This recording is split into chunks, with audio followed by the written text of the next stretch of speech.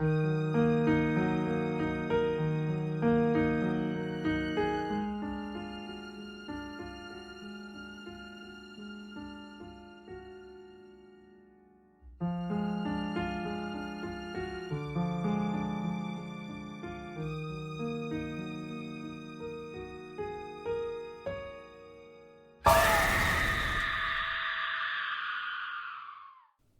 to Terror in Tandem, a podcast about finding entertainment in the macabre.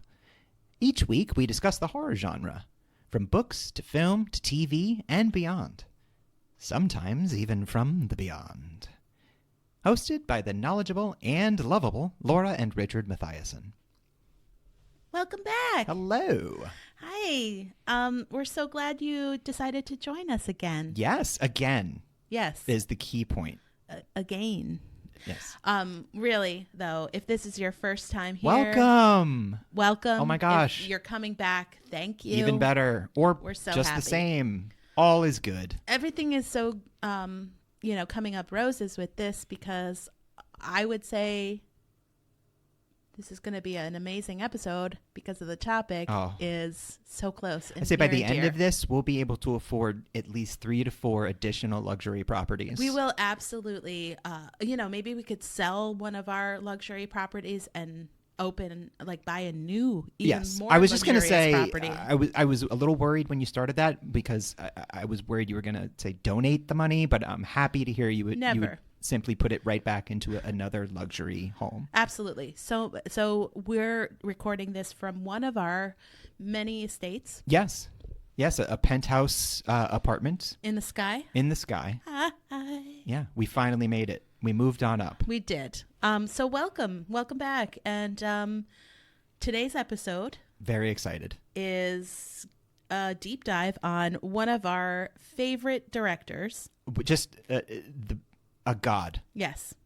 His name is, actually, he has the same initials as Jesus Christ, John Carpenter. No coincidence there. No. They're indistinguishable from each other. Exactly. Right. He is the and also son of horror. Both of them were carpenters. Oh, shit. Oh, snap. Audience, we're making connections all over the place. Left and right. Can we get a mega church going? Can we get a hallelujah? Just apology to my dad, the devil.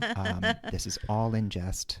Yeah, exactly. So yes, sorry. John Carpenter, composer, director, actor, writer, producer. Everything. Oh my God. A lot Lover. of that. I mean, editor. I feel like all of his movies, I'm like, and his then girlfriend, and his then girlfriend. Oh, yeah. No, you're not lying there. No. It's a man of many talents, apparently. Yeah, exactly. BD energy.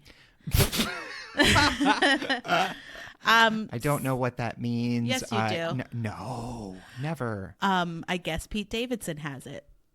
That's what everybody he says. Must, right? He must. He must. Listen, he looks like... and if you've listened to our previous episodes, he looks like a victim of Munchausen by proxy. He does look like he looks like a sickly child, like someone's been feeding him some tainted soup. But he is just D'ing all over the place, and he's funny. I guess he's super nice. Like, shout out to Pete Davidson for living his best life.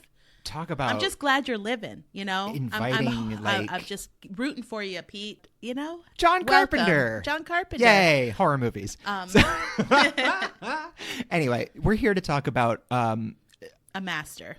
One of our favorites, and honestly, someone who, when you and I were first courting each other, we bonded over John Carpenter. Have you ever heard of the Bechdel test? Well, Richard has a test. I guess it would call his like horror test, or filmophile. No, is it filmophile? I think it's something everybody does when they're starting to get serious about a cinephile. Cinephile. Yeah, you have a cinephile test. Sure. That I needed to pass, unbeknownst to me. I don't mean to come across as a gatekeeper because I hate that shit. But you're a snob. I'm definitely a snob. No, for sure. I'm not gonna act like I'm not. But I think we all do this when we're dating somebody. When you're about to make the decision, do I want to get really serious about this person? You got to find well, this is really important to me. How does this person feel about it? What's their, so it wasn't so much about finding out, do you like the same movies to me, as gauging, are you open to this? Or are you going to be really closed-minded, and is that going to be a point of contention when we get serious and I'm in the other room watching Texas Chainsaw Massacre and you're like miserable because you hate that stuff? Well, I mean, it was much a to test. my joy. I was a test administered without my knowledge, without my consent. Yeah, it was like Blade Runner. I sat you down, I put the thing in your eye. I was one of my many apartments. You find a tortoise upside down. One of my earliest apartments. He was there on Willett Street. Shout out to that apartment. What? Oh, that place was great. I know. I love that so much. Party it up, everyone. Like, you ever listening. live in a place that's simultaneously kind of a dump but also awesome? That was that place. Yeah, but I feel like it also was a hub for some of the best for sure. nights of our lives. Also, it was good to be in your 20s. I mean, yeah, exactly. Whether you were on crutches during that time or not, like I was sometimes. So Richard would like dig into my CD collection and my movie, it's like my DVD collection. My version of going through the medicine cabinet. Exactly. And he was checking like, out the DVDs. look at this. Oh, okay. And to my great, great joy, my then future and now current wife's taste is impeccable. I mean, now current wife? It's the same person. It's you. My first husband, Richard. My first husband, Richard. Oh, yay. Yeah. Late so husband. Anyway, we both had a real admiration and love of John Carpenter. Yes. So that is something we discovered early on in what I would say was our friendship stage. Yeah. Right. Yeah. And our over the shirt under the shirt, over the bra stage. Yeah. We can cut that or keep it. I mean, I'm excited either way. Friends with benefits stage. Yeah. Well, I think we were, honestly, at that point, we might have just been friends. So John Carpenter, we really wanted to like deep dive on him and give you an idea of what our favorite John Carpenter films are. We're really just going to recommend films today. Bit of a disclaimer, though, is this is a man who he's been in the game a long time. Yeah. We are barely going to scratch the surface. I mean, we could be here for days talking about it. This is just an admiration some quick reps episode. Yeah. We're really just fawning all over him. Yeah, and it's shameless, and I don't care because he deserves it. So I'd like to share some background. I know you want to share some background. I would love to hear some background. He's from Carthage, New York. I know where that is. We're both from New York. We are both from New York. We're all New Yorkers here. Yeah. He dropped out of USC to make his first feature film. I went to USC. I know. You did not drop out. I did not drop out, and also did not become John Carpenter. So no, still waiting on that. Might have done that wrong. He was briefly married to Adrienne Barbeau, who we will talk about a little bit in detail. Yeah. She's in a lot of his movies, and she rules. She's in a few of his movies. Still active. Mm-hmm. One of his most notable films. Neither of us are going to recommend it or, add it to our tops because it's sort of implied with John Carpenter is Halloween. It should just already be on your top list. Halloween is John Carpenter's masterpiece of his own making, and he really just wanted to stop with that. He never wanted it to be a franchise. He wanted it to be a singular movie. 1978. Probably would have worked out pretty well. I mean, look, I like some of the sequels, but there's no denying they don't touch the original. No, because he's not involved, really. I think he wrote the second one, maybe. But he really was. No, you're right. You're absolutely right. And then the third movie doesn't even have Michael Myers in it. Done. But that was like a one-off story, and it was done. It wasn't meant to continue on. Anyway, I have a special love for Halloween 3. That we can go into that another time. Is that the Season of the Witch? Yeah, I love that movie. I know it's controversial, but it's just really cool. No, it's 2 more days till Halloween. Yeah, I know Silver that. Shamrock. Yeah. So Halloween, he worked with a relatively small budget, $300,000. Independent production. It initially grossed $65 million, making it one of the most successful indie films of all time. Yeah. Jamie Lee Curtis got the job as the heroine, Laurie Strode, because of her mom, who we will talk about in a minute. Oh, did she have a famous mom? I did not know that. Janet Leigh. Yes, of Psycho fame. I'm aware. And Tony Curtis. Yeah. And Jamie Lee, it's Lee, but it's after her mom, Janet Leigh, which is Leigh. Yes. So they are related. Yes. It was originally supposed to be called The Babysitter Murders. Glad they went with Halloween. Yeah, me too. Yeah. The original screenplay was written in 2 weeks, and it was co-written by Carpenter's then girlfriend, Deborah Hill. Oh, and frequent collaborator. Absolutely.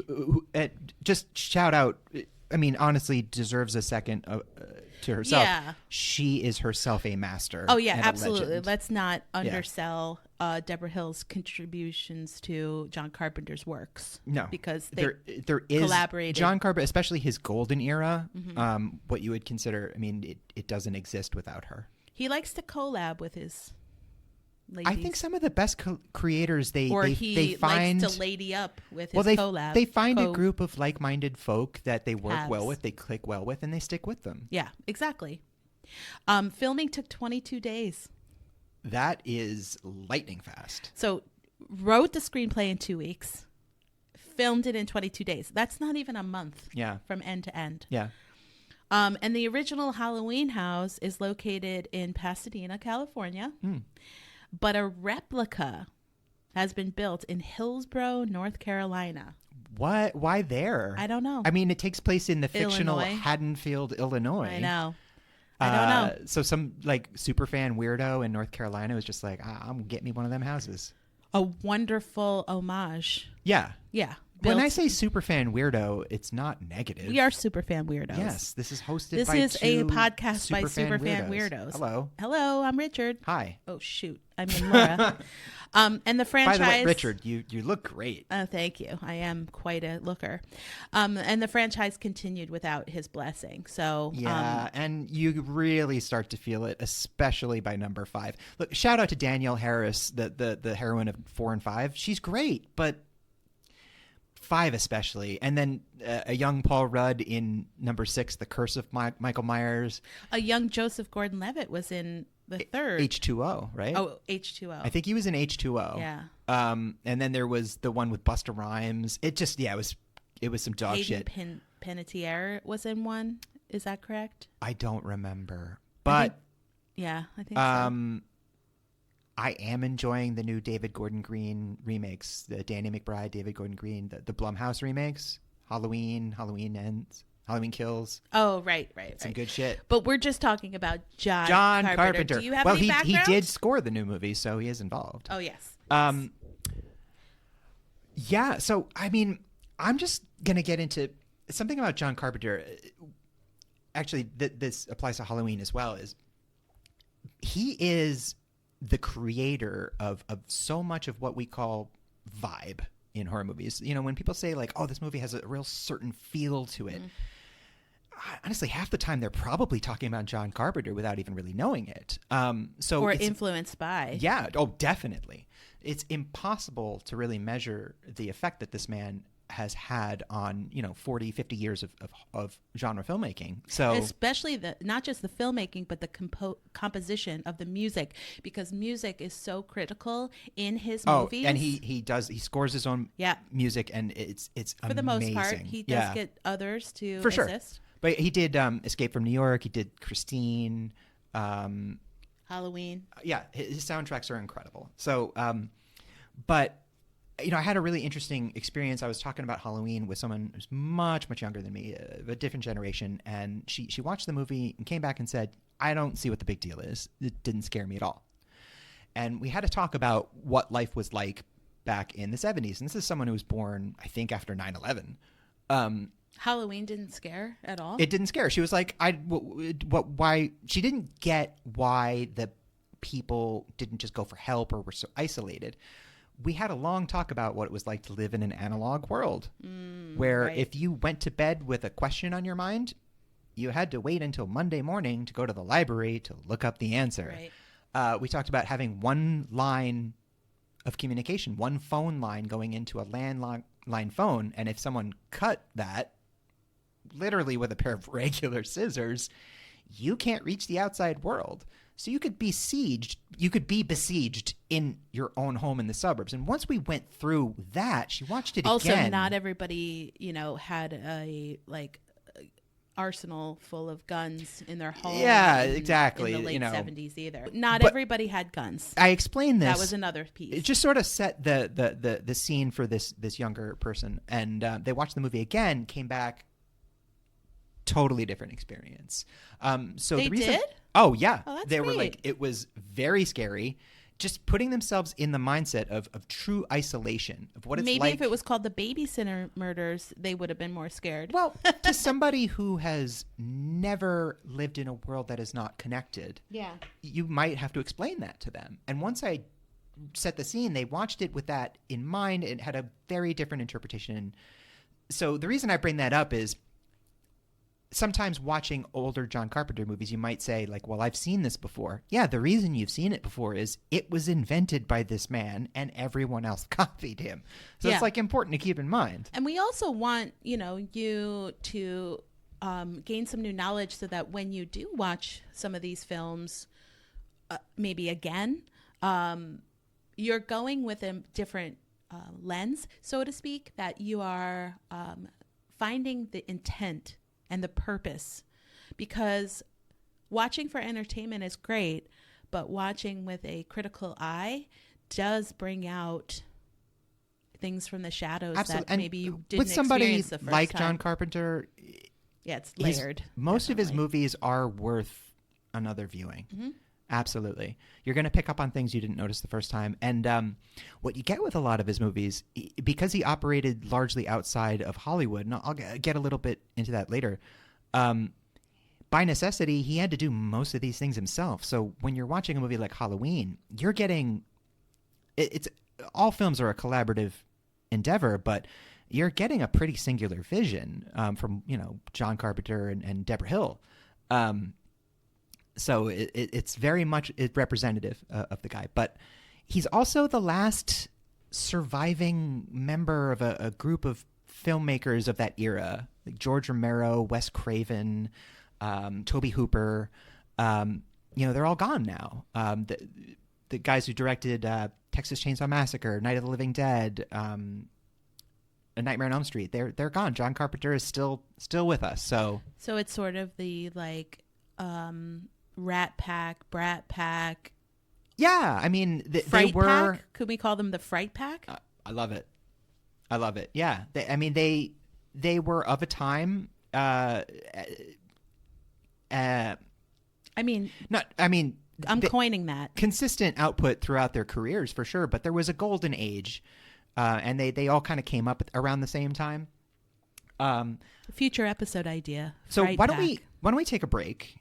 Oh, yeah. And then we can start getting into recommendations. I mean, we both, I think, talked about why we love and recommend them so much. A little bit of background, and then we're going to not give you recommendations, but tell you... We'll choose a few our top John Carpenters.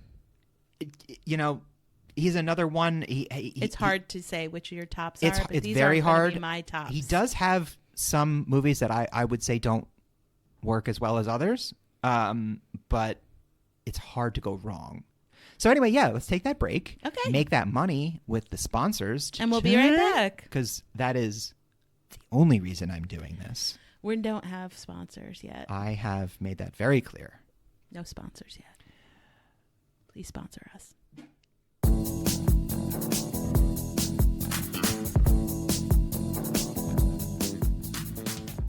Men, are you tired of the same old khaki pants and plain blue collared uniform everybody expects you to wear? Bored of not letting your true style sing? Well, at Buffalo Bill's Skin Suit Warehouse, we have the fleshy, flirty, and functional designs of some of the hottest up-and-coming serial murderers out there. Picture yourself in a stylish onesie made exclusively of dry-aged kidnapped waitresses. Or be the dapper man about town in our one-of-a-kind hand-sewn artisanal flesh tunics. Are you a groomsman in your future brother-in-law's wedding? We have the newly peeled flesh from someone's former brother-in-law. Or imagine wearing a skin suit to the funeral of the person whose coffin you're standing over. Now that's poetic. The possibilities are endless. Head over to Buffalo Bill's Skin Suit Warehouse and mention this ad for 5% off your purchase. Located near the 7th Street Bridge overpass, we're hard to find, but worth the look.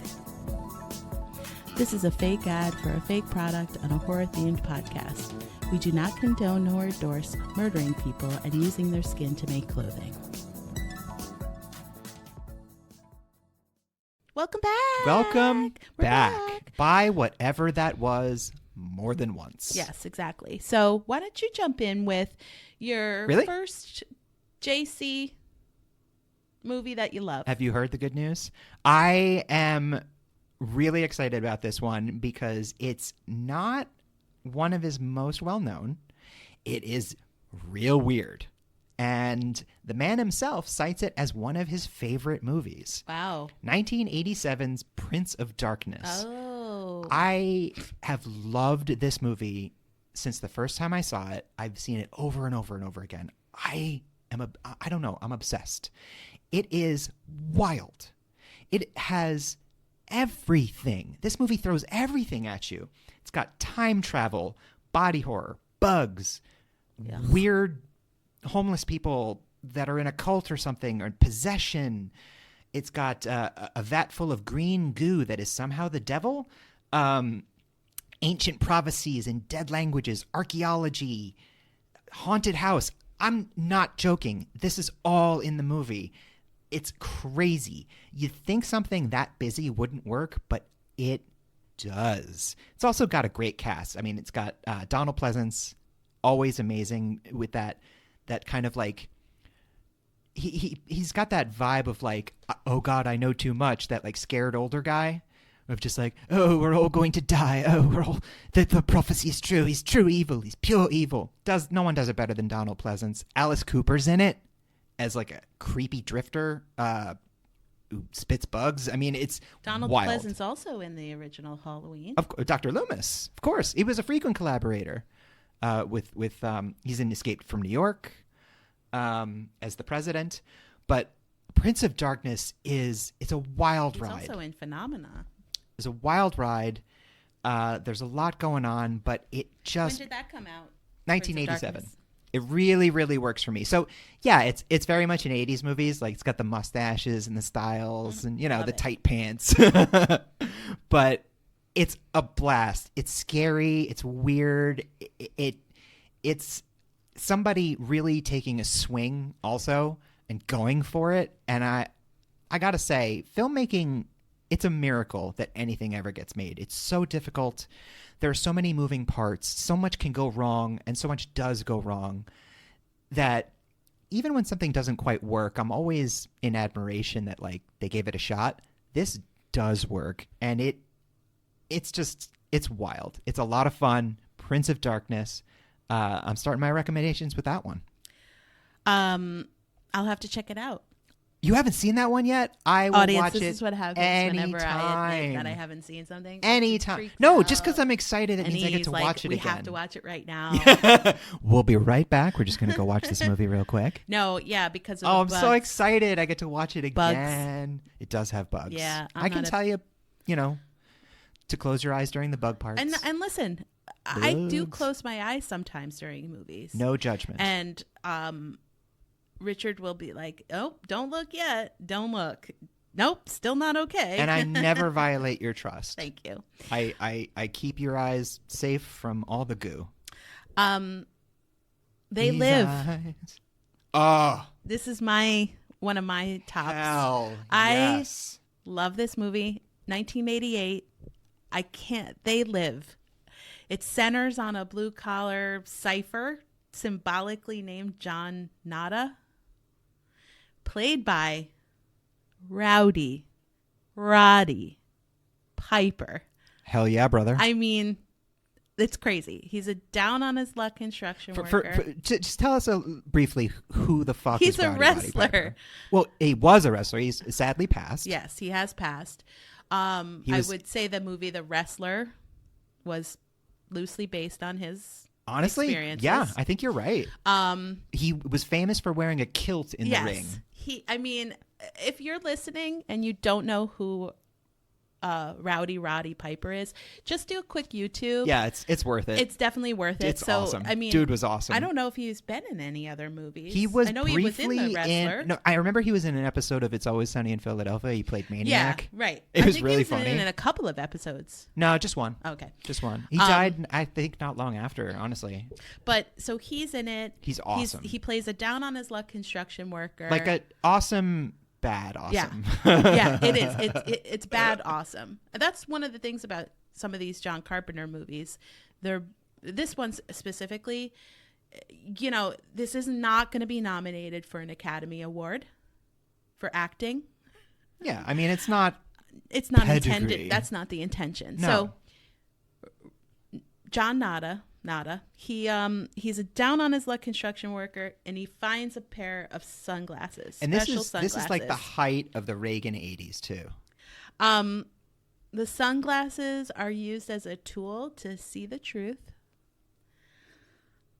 He can see the world as it really is, and so he sees all of these like that were once hidden with the sunglasses. He sees all of these government messages that are like, stay asleep, no imagination, submit to authority. Where does he see those? On TV, media. So like hidden behind the signals, he puts the sunglasses on and he sees the message behind. He sees the message that is actually going into people's subconscious. Right, but they don't notice. Correct. And it's like 1984 shit. It's all revealed. Consume. Yeah. Even more frightening, the sunglasses reveal that who looks normal, when he puts the sunglasses on, they're these real fucking ugly skeleton-like aliens underneath. And most to quote of the them, film. Yes. To quote Mr. Nada himself. And most of those folks are politicians, rich businessmen, the real fucking ugly. So there's like skeleton aliens, like an Invasion of the Body Snatchers vibe of like people who look like us, hidden among us, taking positions of power and manipulating shit. Yeah, this movie represents an attempt. The subject of the movie is these, you know, rich politician, powerful men, mostly men and women, launching a massive campaign to subdue human and maintain their power to keep people fat and docile and slow and it also lazy. Stars Keith David. I mean, just that voice of an angel. Amazing. Also in every movie ever made. Yeah, I know. John Carpenter is quoted as saying that this They Live is a documentary, not a science fiction. Oh, I mean, keep in mind, this is well before even the concept of Google, Facebook, all that bullshit. He also said that the film's political commentary, and you mentioned it earlier, was a protest against the economic policies of the then president, Ronald Reagan. The wonderful Ronald Reagan. And the commercialization and capitalism of so much that is exploited in commercials and selling things and product placement. Well, it's answering the question of how do a small group of people take control of hundreds of millions of people? Well, what's interesting is this came out in 1988, but is super relevant today because the whole point of these aliens, these powerful people in positions of, you know, authority, the aliens, they want to deplete everything that Earth has to offer and then move on to another planet. Like strip mining the planet. Yeah, exactly. Is that familiar to anyone? Yes. I mean, could it represent anybody or somebody familiar? So strange. So we don't want to, you know, we'll take any sponsors. I'm not going to alienate. No pun intended. I will. I'm okay with alienating certain sponsors. Right. We're not that desperate. Fuck you, Exxon. So They Live, 1988. They Live. And just another shout out. One of the greatest fight scenes ever filmed. between Keith David and Roddy Piper. Yes. Anyone who's seen the movie knows exactly. Just say the fight scene from They Live. It is. You just have to see it to just believe check it out. Just watch it. It cannot and should not be described. It just must be watched. Yeah. All right. So my second one that I'm going with is 1994's In the Mouth of Madness, which is rawr. Oh my goodness, it is one of my faves. It's a Lovecraftian nightmare. Now that's a very specific kind of movie, Lovecraftian. Often dealing with paranoia, with old gods and hidden forces manipulating us, with loss of sanity. So, based on the works of H.P. Lovecraft, who was a writer, in the early 20th century, wrote the Cthulhu stories, and amazing writer, real piece of shit racist. Racist piece of shit. But, he was a xenophobe. Yeah, also a sad, racist, lonely, pathetic. I I think he was like one of the OG incels. But I'm sure he had died some young. mental illness. It was a miserable fuck. Yeah. But as a writer, damn, created some real scary shit. So anyway, In the Mouth of Madness. It's about it's got Sam Neill. Can't go wrong there. Damien himself plays a literary agent working for one of the most popular, if not the most popular writer of the time, a guy named Sutter Kane, played by the very distinctive Jürgen Prochnow. Jürgen Prochnow is a German actor. He was in Das Boot. Do you think that was The Seventh Seal, a nod to Stephen King? Oh, it's absolutely Stephen King. 100% this is based on Stephen King's popularity. I love that even more, John. The whole thing about Sutter Kane is he disappears, right? He's the cash cow for this publishing company, and he disappears. And his newest book is driving people crazy. People start reading it, their eyes start bleeding, and they go on murderous rampages. And another, similar to They Live, you really get a sense of John Carpenter's view of humanity. It's, it's I'm not going to say he's wrong. Something like that doesn't make him less popular. It makes him more popular. People find out, oh, you can go nuts and kill people by reading this book. I got to get a copy of this book. Listener, I would not read that book. But anyway, so Sam Neill goes on a journey looking for this hidden author, Sutter Kane, whose books are making people go crazy, but also he's got to get this guy back or he's going to lose his job. Things get weirder and weirder. There's a lot of tentacles involved, as in any Lovecraft story. Sam Neill's grip on reality starts to really shatter. He goes insane, or does he? It's one of the better adaptations of a Lovecraftian style. For some reason, it's really hard to get right on film. There are only a few that really nail it, and I think we should do an episode on Lovecraftian adaptations. But In the Mouth of Madness it's a bit different than some of Carpenter's other works. It's got a sort of Twilight Zone vibe to it, a lot of sense of dread. There's some ambiguity towards what's really going on, but it's worth it just to watch Sam Neill's performance. He is so good. He's so... This is a guy that can do subtle and restrained and over-the-top bananas like that. I guess it sort of is a reflection of the question, if all of your friends jumped off a bridge, would you? And, the answer is a lot of people. Jürgen Prochnow, yes. Also, he's a great actor, and he's got a really distinctive look that...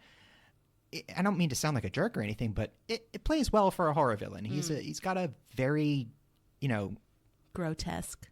He's got some scarring on his face.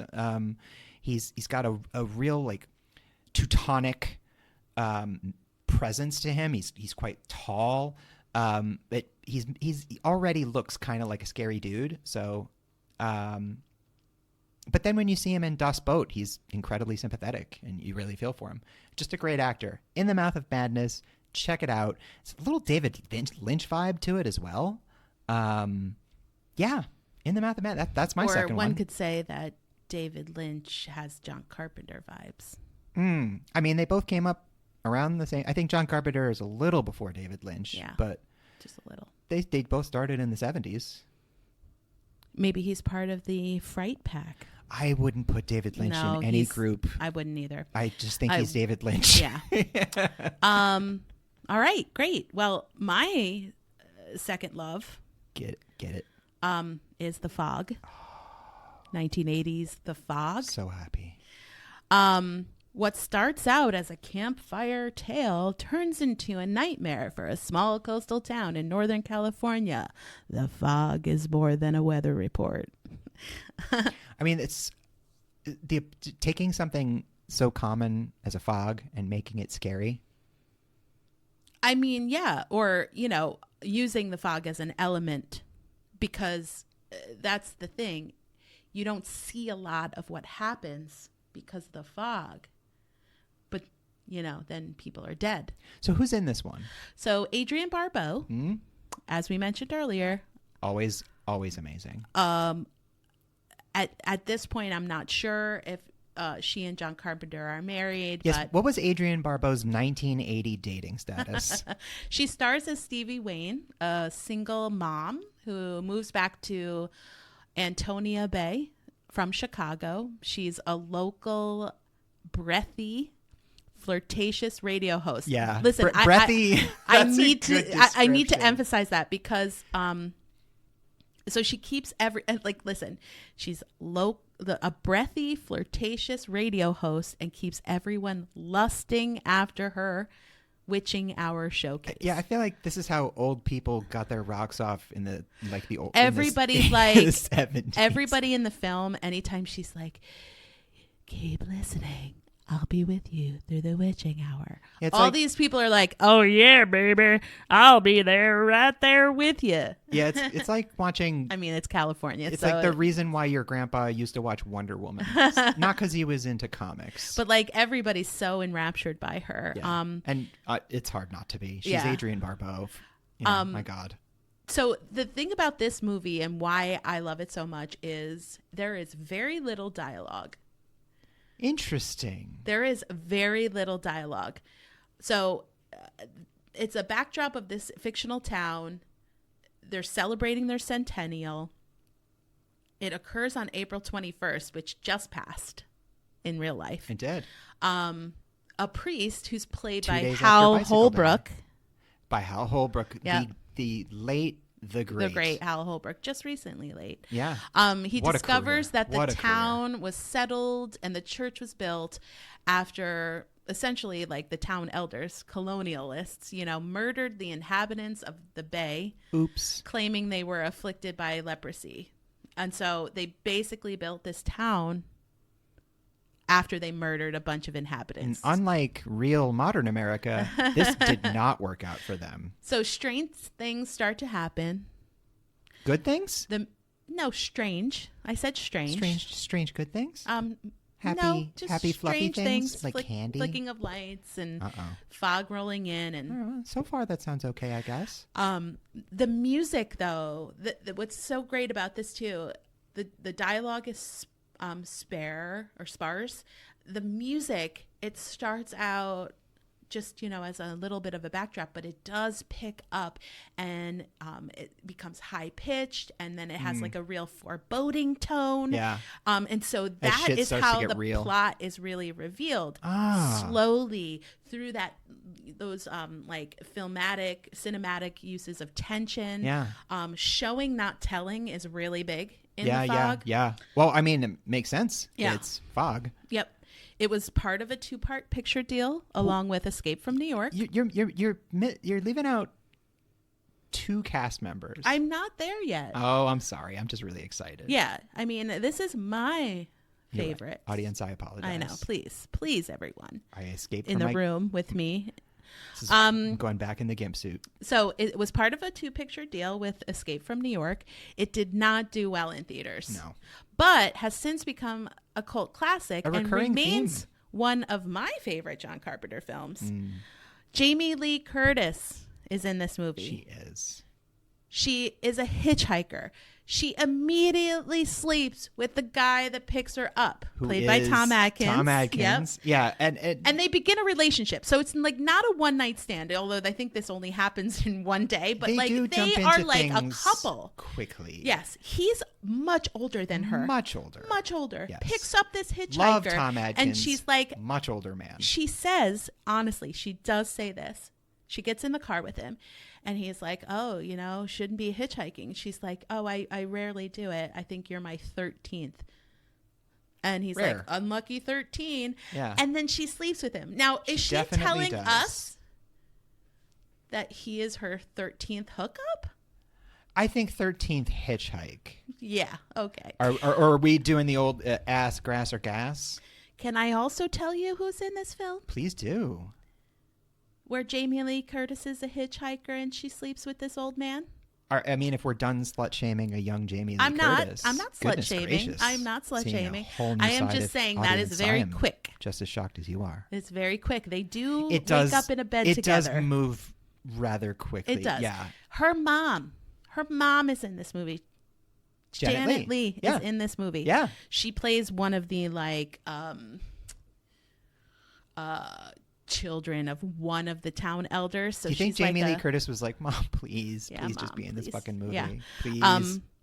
So that's essentially 6 lepers were murdered in the original, gentrification of the town, and that means 6 current Antonia Bay residents must die. And Carpenter revealed that the inspiration for this film listen to this, folks. The inspiration was partially drawn from a 1958 British film called The Trollenberg Terror, which dealt with monsters who hid in the clouds, and a visit to Stonehenge with his then girlfriend and co-writer and co-producer of this film, Deborah Hill, who stars his current girlfriend and future wife, Adrienne Barbeau. Oh, what a tangled web we weave. I mean, he was like, oh, the fog here. I'm going to literally put the fog over Deborah Hill's eyes while I, lust after this breathy voice of Adrienne Barbeau. Just get super horny in a fog. Jamie Lee Curtis does. You even have a light misting, and Jamie Lee Curtis is taking clothes off. So the fog. But the other thing about the way their relationship unspools is they only know each other for a few hours before they're straight up like risking their lives. It's not even hours. They're like, it's not hours. Dealing with supernatural threats and risking their lives for each other, and it's like, I mean, that's nice and all, but I would say it's an hour. Yeah. And then they're in a bed. They get to a bed, his home, because he's a local, his bed. And then they wake up and they're like, what's going on? And then they get involved in the whole investigation. It happens a lot in the 80s. In pop culture. I think recently somebody on a Redditor or something figured out how much time across all of the Halo games, like 5 or 6 of them, that Cortana and Master Chief actually spend together. These are 2 main characters that have this deep bond, and it's like a month and a half or something. I mean, listen, I know that now, like Tinder and Grindr, and you don't even need the pretense of hitchhiking and the fog to hook up, and that's great. That's how I used to get all but are you guys going to solve like, yo, this supernatural like presence and crimes together after you hook up with someone on Grindr? I mean, I don't think so. No. So don't hitchhike. Hook up with whoever you want as long as you're safe.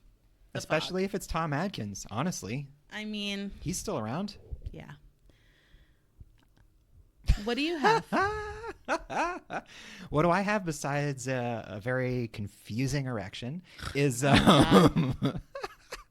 Big Trouble in Little China is my and I'm noticing something. We're hitting on a period, you and I, like a 3-4 year blast of activity from John Carpenter, because I got Prince of Darkness 1987. You've got The Fog, from 1980. And the 88 was They Live. Right, that was it. So Prince of Darkness 87, They Live 88. I'm going Big Trouble in Little China from 86. And then my last one is 82. So amazing. So the reason I'm bringing it up is because it is a little bit different than something like The Fog, which is a smaller scale spooky type, or Halloween. Big Trouble in Little China is big. It's over the top. It's bombastic. Big Trouble. Yeah, I mean, Kurt Russell plays plays the main character. He's a trucker whose number one love in the film seems to be the truck. A little autoerotic.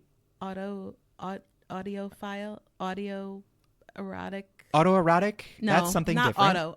Auto vehicular romance. There's probably a word for it, yeah. and it's none of those. Vehicular but romance. Now I'm just thinking autoerotic. I think I want to say vehicular romance. Vehicular romance. There you go.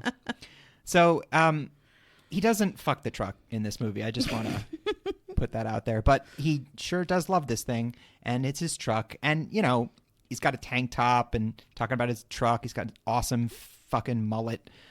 It's super 80s. It's super American. It's really deliberately over the top. I mean, this is a perfect segue into my final, and not at all a final.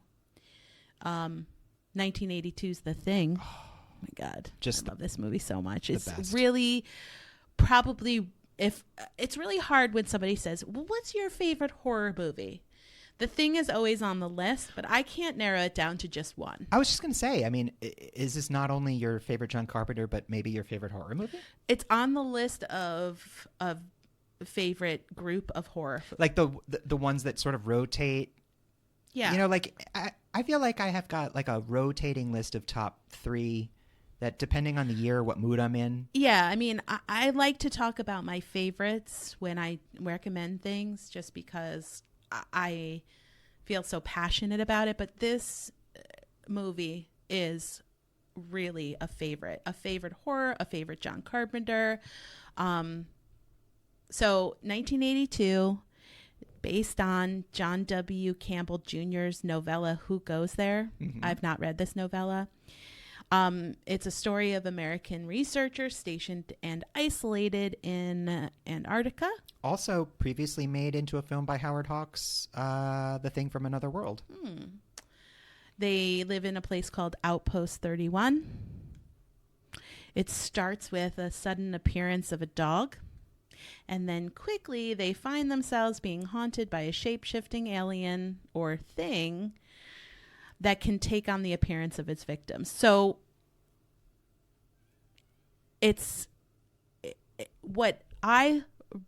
one of the things I really enjoy about this movie is we know more than what the characters in the movie know. Oh, yeah. We don't know everything, but we definitely know. We know a little bit more. But not to the point where, like, we're yelling, don't go in there. No. I don't feel like I ever say that in John Carpenter feel like films. John Carpenter feeds you just enough in the thing for you to be super scared, but you still don't really know what's going to happen. That tension is still there. Yeah. So because of this thing, it creates chaos.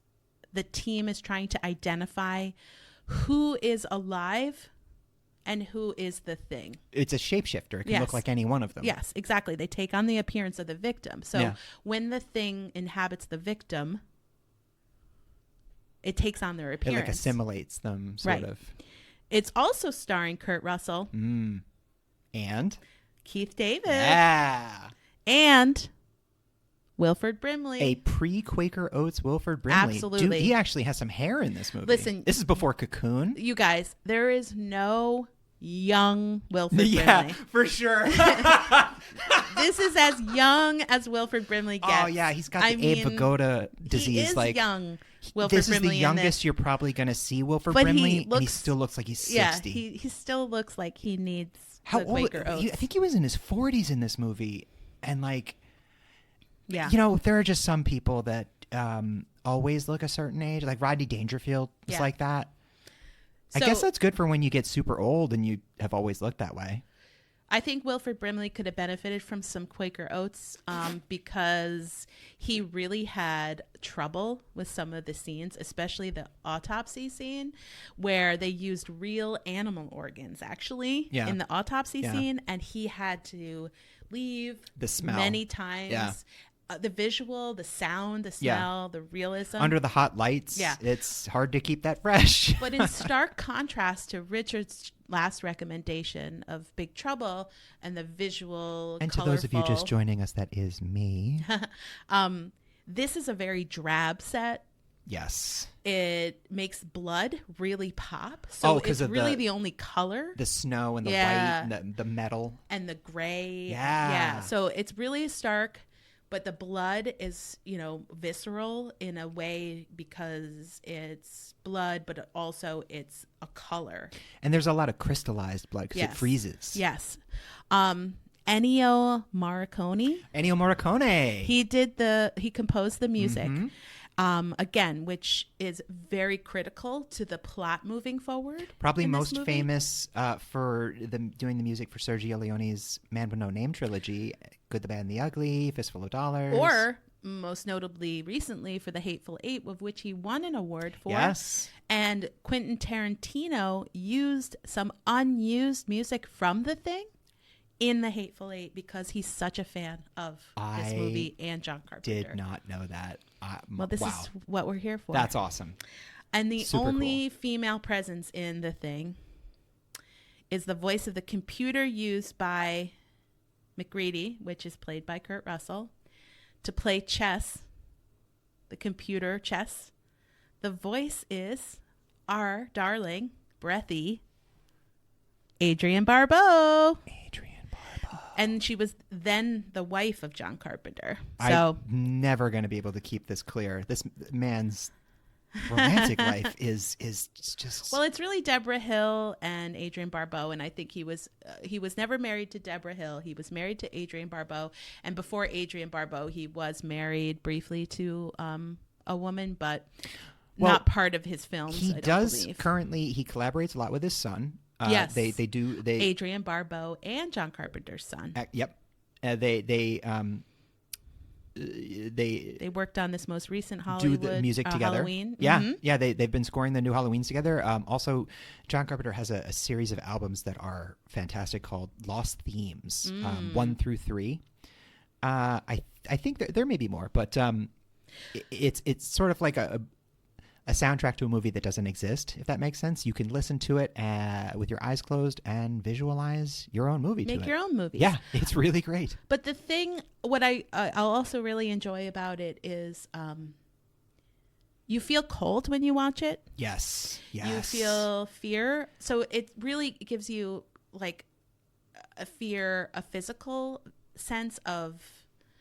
I've also felt this way when I read Into Thin Air by John Krakauer. Krakauer, yeah. I couldn't breathe. I had like shortness of breath. I felt the same way. And cold. And this is the same thing. It's because of the cinematography, the drab, it's really just a color scale of white, gray, blue, like light blue, and then the blood. And this takes place in Antarctica, yes. So there aren't a lot of places to escape to. And they're very cold. It's got that alien vibe of tight corridors. Mm-hmm. You can't like open the door and run outside. There are only these men that exist. There's a bit of an foreshadowing at the beginning with the Norwegians. Yeah.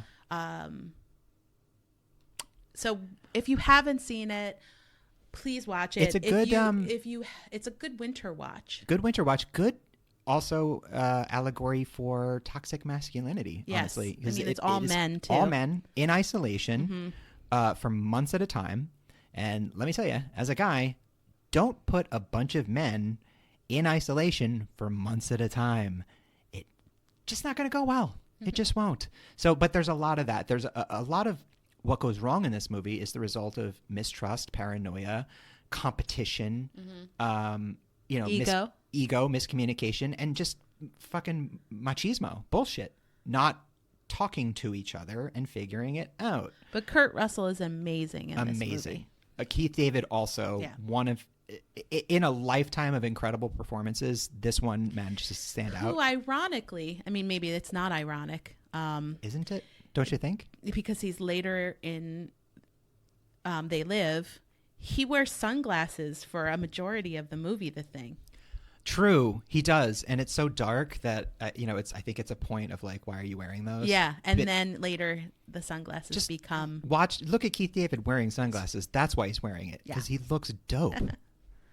So we really hope that we got you excited or interested in exploring anything by John Carpenter. We barely scratched the surface of the surface. John Carpenter it's a gift that keeps on giving. 50 years of genre defining, and we just really work. Explored his 80s. Yeah, I mean, we could do and probably will be coming back to him. We'll definitely bring him up. Hugely influential in our lives as well. I mean, it was one of the earlier things that we personally connected and bonded on. Watching John Carpenter movies. Thank you, John Carpenter. You inspired our love. Honestly, it's all part of the tapestry, isn't it? You know, it is, absolutely. So who's to say? You are my John Carpenter, and I am your Adrienne Barbeau. You're my Christine. No, I'm your Adrienne Barbeau. Oh, okay. I mean, he directed Christine. Yeah, I know, but that is Stephen King. That is not another John good Carpenter. one though. It's a good we will definitely talk about got the dude Stephen from King. What's his name? Back to School is in I it. mean, I have really tried hard not to talk too much about Stephen King because I think that'll be a double episode. At least it could be like favorite Stephen King books, favorite Stephen King books made into movies. Whoa! I mean, you're throwing out all this gold. I know. Keep it favorite on the slide. Horror adjacent Stephen King. You hear that, potential sponsors? This is what you could be getting into on the ground floor when we're desperate and don't know any better. Well, speaking of desperate, we're desperate to end this episode, and we are desperate for you all to like and subscribe, but also just a big thank you. Yeah. I just we really hope you're appreciate enjoying your time. this as much as we're enjoying it. Yeah, we're having a great time. We're going to keep going. Yeah, why not? We'll see you next time. See you next time. Thank you.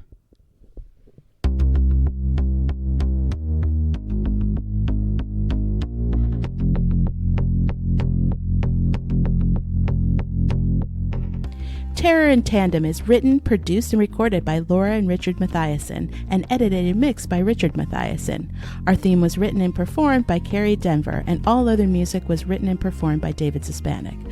All opinions expressed on this podcast are our own and should be taken as such. Thanks for listening, and please remember to give us a like, a review, and subscribe wherever you get your podcasts. See you next time. We're still